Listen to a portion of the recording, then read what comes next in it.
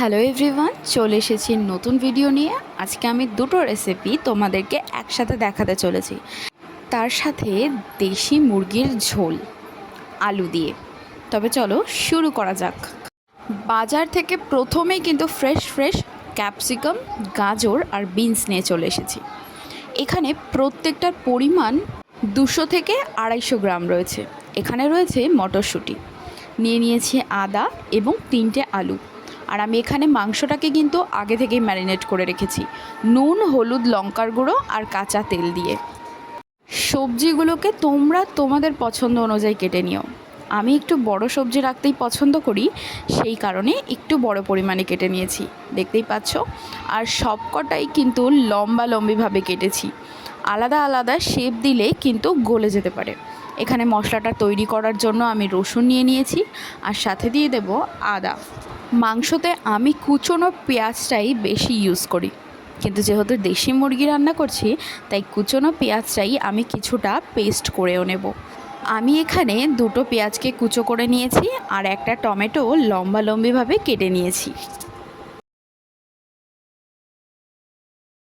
প্রথমেই ফ্রাইড রাইসের সবজিগুলোকে আমি ভেজে নেব, তাই রিফাইন্ড অয়েলে গোটা গরম মশলা দিয়েছি, দারুচিনি, এলাচ এবং লবঙ্গ। প্রথমেই আমি দিয়ে দিয়েছি গাজরটা হালকা ভাজা হয়ে এলেই কিন্তু বাকি সবজিগুলো দিয়ে আমি ভেজে নেব। সবজি ভাজবার সময় ভুলেও যেন হলুদ না পড়ে যায়। আমার মা একবার ভুল করে হলুদ দিয়ে ফেলেছিল, সেবার আমরা হলুদ ফ্রাইড রাইস খেয়েছিলাম। যাকে সেসব মজার কথা। এবার এখানে দিয়ে দিলাম ক্যাপসিকাম, তারপর দিয়ে দেব বিনস।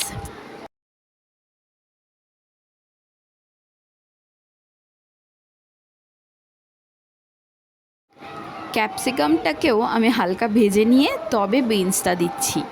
এবার বিনসটা দিয়ে ভেজে নিতেই দিয়ে দেব 2 টেবিল স্পুন অফ লবণ আর সাথে দিয়ে দেব বেশ কিছুটা পরিমাণ চিনি।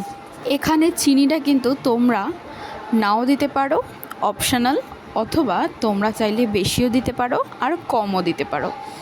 আমার একটু মিষ্টি ফ্রাইড রাইস পছন্দ, যেহেতু এটা ভেজ ফ্রাইড রাইস, সেই কারণে আমি চিনিটা একটু বেশি পরিমাণে দিচ্ছি। আর এখানে ক্যাশু এবং কিশমিশ আমি দিয়ে দিলাম। এটাকেও ভেজে আমি আলাদাভাবে রেখে দেব। ভাজা আমার হয়ে গিয়েছে, এবার আমি এটা আলাদা পাত্রে রেখে দেব। এবার চিকেনটা তৈরি করার পালা। প্রথমেই আমি এখানে কড়াটা ভালো করে ধুয়ে দিয়ে দিলাম সর্ষের তেল, তার মধ্যে 3টে তেজপাতা, গোটা গরম মশলা এবং সাদা জিরে। এবার কুচি করে রাখা পেঁয়াজটা দিয়ে গোল্ডেন ব্রাউন কালার করে ভেজে নিতে হবে। ভাজা হয়ে গেলেই দিয়ে দেব টমেটো, আর তার সাথে দিয়ে দেব সেই পেস্টটা যেটা আমি প্রথমেই তৈরি করে রেখেছিলাম। তার সাথে তোমরা দিয়ে দেবে জিরে গুঁড়ো। আমি কিন্তু জিরে গুঁড়োটা দেখাতে এখানে ভুলে গিয়েছি। জিরে গুঁড়ো দেওয়ার পরে এখানে চিকেনটা অ্যাড করে দিয়ে আমি কিন্তু আলুটা ভাজিনি, কাঁচা আলুটাই দিয়ে দিয়েছি। কখনো আলু না ভেজে এভাবে কাঁচা আলু ইউজ করে দেখবে, ভালো লাগে খেতে। তাতে করে মাংসের মশলার পুরো ফ্লেভারটাই কিন্তু আলুর মধ্যে ঢোকে আর খেতেও খুব ভালো লাগে। একবার ট্রাই করে দেখতেই পারো। যেহেতু এটা পোলট্রির মুরগি নয়, দেশি মুরগি, তাই এটাকে একটু বেশি সময় ধরে কষতে হবে। ভিডিওটা বেশি লং হয়ে যাওয়ার কারণে আমি কিন্তু ভিডিওটা কেটে করেছি। তোমরা ভালো করে কষে নিয়েই কিন্তু জলটা ইউজ করবে। আমার মনে হয়েছিল লঙ্কার গুঁড়ো কম হয়েছে, তাই আমি কিছুটা পরিমাণ কাঁচা লঙ্কা ইউজ করেছি। আর সব শেষে দিয়ে দিচ্ছি এখানে রেড চিলি পাউডার। চিকেনটার কালার, টেক্সচার কিন্তু দুর্দান্ত এসেছে। চিকেনটা আমার রান্না প্রায় কমপ্লিট। এবার আমি দিয়ে দিলাম শাহি গরম মশলা, দিয়ে আমি এটাকে নামিয়ে নেব। চালটাকে আমি এখানে সেদ্ধ করে নিয়েছিলাম মটরশুঁটি দিয়ে।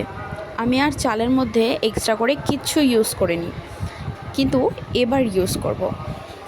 চালের ফ্যানটা আমি একটা ঝুড়িতে ঝেড়ে নিয়েছিলাম। তোমরাও এটা করো যদি বেশি পরিমাণ চাল হয়ে থাকে। দেখতেই পাচ্ছ চালটা কিন্তু বেশ ঝুরঝুরে। আর কড়াইতে নিয়ে আমি সেই সবজিটা যেটা প্রথমে ভেজে রেখেছিলাম সেই সবজিটাকে মিশিয়ে নেব আর দিয়ে দেব ঘি। ঘিটা আমি একটু কম পরিমাণে ইউজ করেছি কারণ ছোট বাচ্চারাও খাবে সেই কারণে।